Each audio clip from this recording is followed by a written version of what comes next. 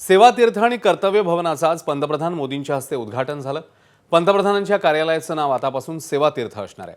या कार्यालयात राष्ट्रीय सुरक्षा परिषद सचिवालय आणि कॅबिनेट सचिवालयाचा समावेश आहे। तर कर्तव्य भवन 1 आणि 2 मध्ये कायदा, संरक्षण, वित्त, आरोग्य, कृषी आणि इतर महत्त्वाच्या खात्यांची कार्यालये आहेत। सेंट्रल विस्टा प्रकल्पाअंतर्गत नव्या कार्यालयाची उभारणी करण्यात आली आहे। साऊथ ब्लॉकऐवजी आता सेवातीर्थमधून पंतप्रधान कार्यालयाचा कारभार हा करण्यात येणार आहे।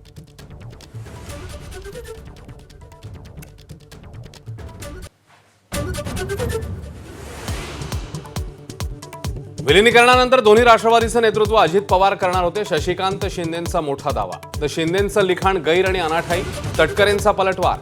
राष्ट्रवादीच्या अध्यक्षपदाची प्रक्रिया 2 आठवड्यात पार पडणार।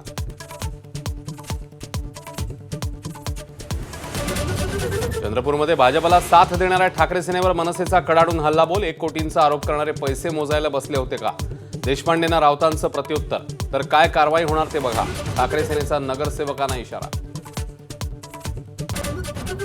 मतभेदांनी ग्रासलेल्या महाविकास आघाडीसमोर मोठं आव्हान। आगामी विधान परिषद आणि राज्यसभा निवडणुकीसाठी एकी गरजेची। फूट पडल्यास मवियाचे एकही आमदार खासदार निवडून येणं अशक्य।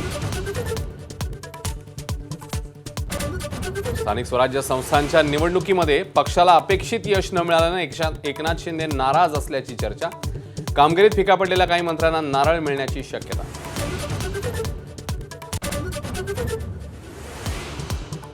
अन्न आणि औषध प्रशासनाचा लिपिक 35,000ची लाच घेताना रंगेहात ताब्यात। लाच प्रकरणाशी संबंध आल्यास राजीनामा देणार। अन्न आणि औषध प्रशासन मंत्री नरहरी झिरवाळांचा पवित्रा। T20 विश्वचषकात सर्वात मोठा उलटफेर। बलाढ्य ऑस्ट्रेलियाचा झिम्बाब्वेकडून 23 धावांनी पराभव।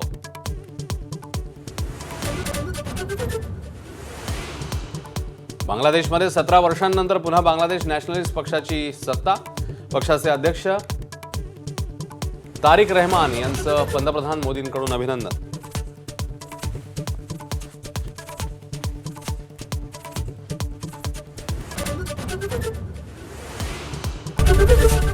एबीपी माझा, उघडा डोळे बघा नीट।